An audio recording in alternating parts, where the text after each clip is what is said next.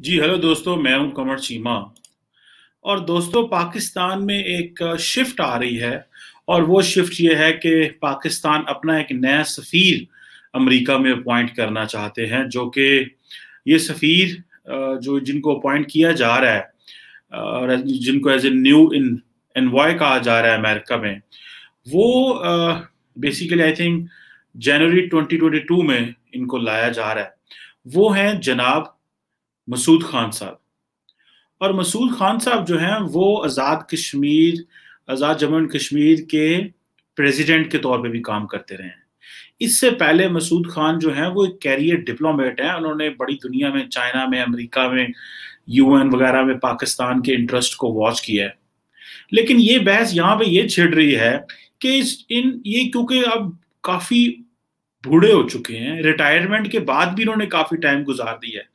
यानी कि अगर एक सदर, किसी मुल्क के सदर को किसी जगह एम्बेसडर लगा दिया जाए तो वैसे ही बड़ी ये बुरी बात है कि सदर को एम्बेसडर लगा देना। और पहली बात है कि वो जो साबका सदर होता है उसको ये ओहदा ही नहीं कबूल करना चाहिए। सो पाकिस्तान में लोग ये बात कर रहे हैं कि हमारे लोग जो हैं वो ओहदों से ऐसे चिमटे रहते हैं कि उनका दिल ही नहीं करता रिटायर होने को, उनका दिल ही नहीं करता कोई किताब लिखने को, उनका दिल नहीं करता कि वो जो उन्होंने पूरी जिंदगी के तजर्बे सीखें वो लोगों से शेयर करें, वो टॉक्स दें, वो लेक्चर दें, वो डिस्कशंस करें, वो कॉन्फ्रेंसेस में जाएं, वो और तरीके से मुकदमा पाकिस्तान का पेश करें। लेकिन यहाँ पे जो मसूद खान साहब हैं, अब उन्होंने अभी 5 साल जो है वो एज ए प्रेसिडेंट एजे के कंप्लीट किए हैं।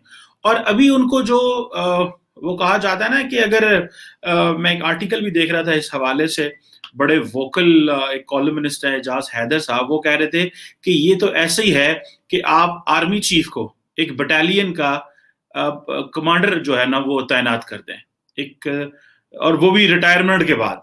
अगर एक आर्मी चीफ रिटायर हो जाए और उसको कहा जाए कि जी अब आप इस जो बटालियन के कमांडर हैं, तो अब कहाँ सदरे आजाद कश्मीर होना, कहाँ एम्बेसडर रहना, कहाँ पूरी जिंदगी कैरियर सर्विस गुजारनी, और कहाँ पे आप इतने छोटे हो जाते हैं, इतने बड़े थे और आप इतने छोटे हो जाते हैं, इस तरह के ओहदे कबूल कर लेते हैं आप।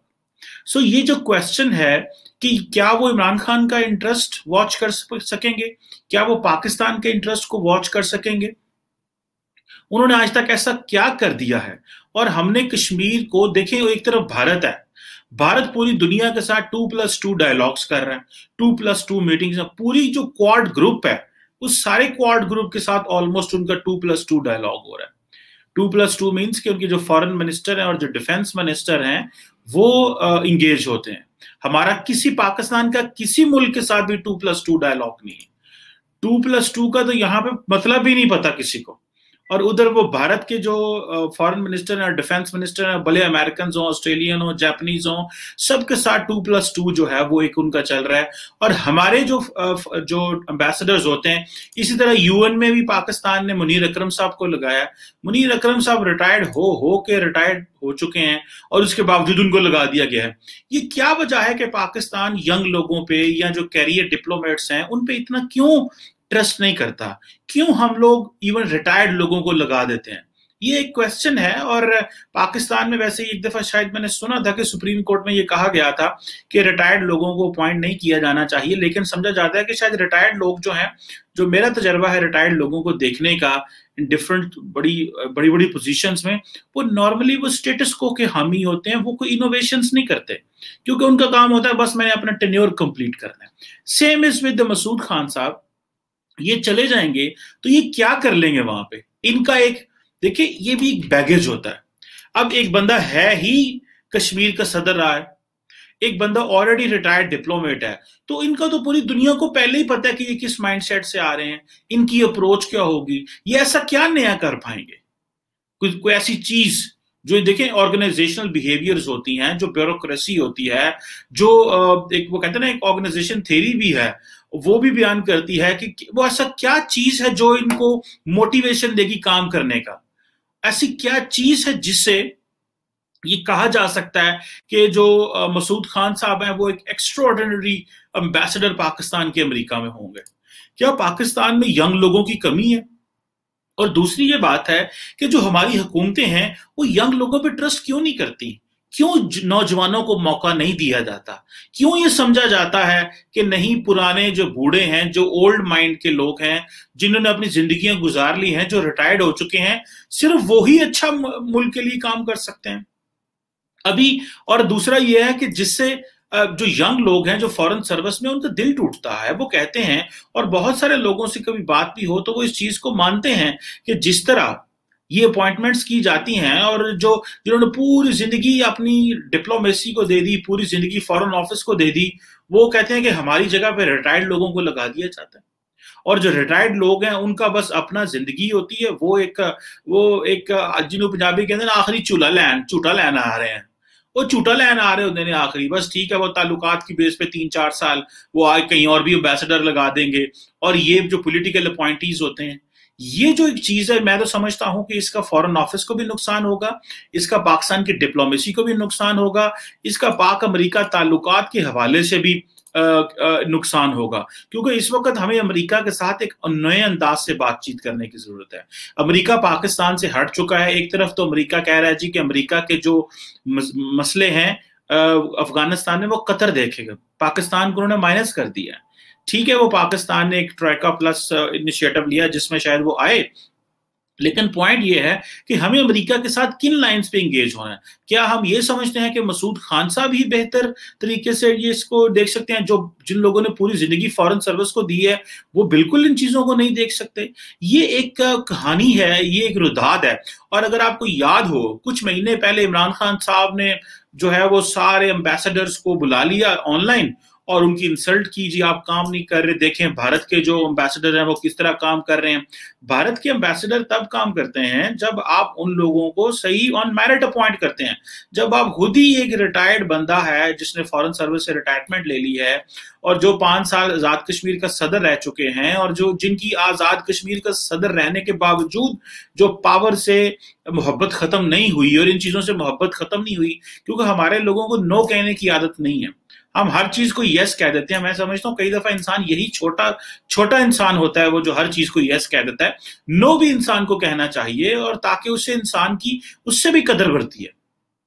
اب یہ دیکھیں کہ عمران خان صاحب ویسے تو امبیسڈرز کو دھمکاتے ہیں کہ تم، اور ڈراتے ہیں کہ تم جو ہے وہ پاکستانیوں کے ٹیک کیئر کرو. اب ایک مسعود خان صاحب وہاں پہ پاکستانیوں کی کیا ٹیک کیئر، کیا پاکستانی ڈیاسپورا سے انگیج کریں گے؟ ان کا تو ایج گیپ بھی بہت زیادہ ہے. یہ تو یوتھ کے ساتھ انگیج ہی نہیں کر سکتے.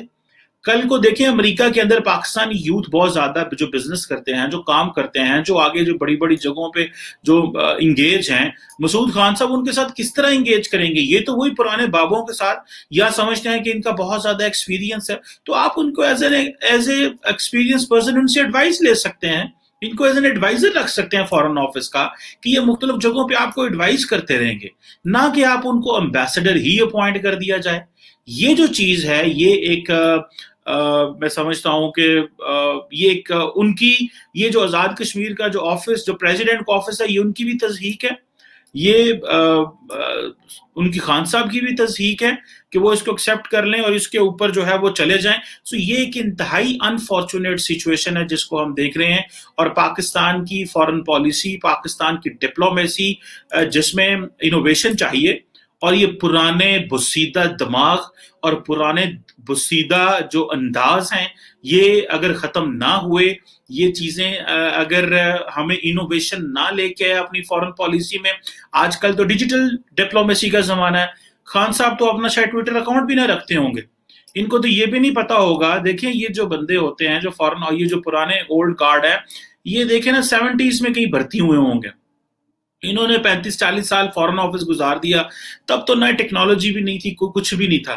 آج ایک نیا بندہ جو آتا ہے، اس کو اگر وہ اپنا ٹویٹر ہینڈل نہیں استعمال کر سکتا، اس کو لوگوں سے انگیج ہونا نہیں آتا، وہ اپنی کہانی نہیں سنا سکتا، وہ ڈائریکٹ لوگوں تک پہنچ نہیں سکتا، لوگ اس تک ڈائریکٹ نہیں پہنچ سکتے. اور پھر جب آپ کو پتا ہو کہ میں سابق صدر رہا ہوں، میں امبیسڈر رہا ہوں، تو وہ تو ایک اور بگڑے دماغ سے انسان ویسے ہی کہیں پہنچتا ہے. سو یہ جو پاکستان اگر واقعی امریکہ کے ساتھ اچھے تعلقات چاہتا ہے اور اپنی ڈپلومیسی کو نیکسٹ لیول پہ لے کے جانا چاہتا ہے، تو اس کے لیے تھوڑا سا پاکستان کی حکومت کو سوچنا پڑے گا. اس طرح پرانے بزرگوں کو اپوائنٹ کر دینا اور کہنا کہ آپ جائیں، اب ان کی ایج بھی ہے، گو کہ تو شاید बहुत सारे लोग समझ रहे हैं वो ना कह देंगे, लेकिन लगता नहीं है कि वो ना कहेंगे, क्योंकि किसको बुरा लगेगा कि वो अमेरिका का जो है वो सफीर ना जाए पाकिस्तान की तरफ से। हर कोई जाना चाहता है, आप जितनी भी लिस्ट निकालेंगे सब उस लाइन में जाना चाहते हैं। लेकिन द क्वेश्चन रिमेन्स कि ये इमरान खान साहब के दिमाग में आइडिया कैसे आया, क्या ये उनको आइडिया दिया गया, ये किसकी तरफ से दिया गया, और क्या ये वाकई इंटरेस्ट वॉच करेंगे, इस पे टीवी पे क्या बहस होती है, क्या डिबेट होती है, क्या प्रेशर बढ़ता है फॉरेन ऑफिस के ऊपर या इमरान खान साहब के ऊपर या शाह महमूद कुरैशी साहब के ऊपर, कि वो वाकई ही इनको ही जो पाकिस्तान का अगला एम्बेसडर अमेरिका लगाने जा रहे हैं। तो फिर वो जो इमरान खान साहब कहते हैं कि जी आप जो पाकिस्तानी डियास्पोरा बाहर उन तक पहुंचे, और ये ना हो कि ये कश्मीर कॉज को ही नुकसान पहुंचाते रहे। उसकी वजह यह है कि he has an opinion, he has a biased opinion. और जो सबसे बड़ी बात यह है कि एक कश्मीरी जो है कहती, जो कश्मीरियों से अगर आप सुने कहानी, तो वो कहते हैं कि जो कश्मीर की डिबेट है वो पाकिस्तान में है, कश्मीर की डिबेट कश्मीर के अंदर जानी चाहिए।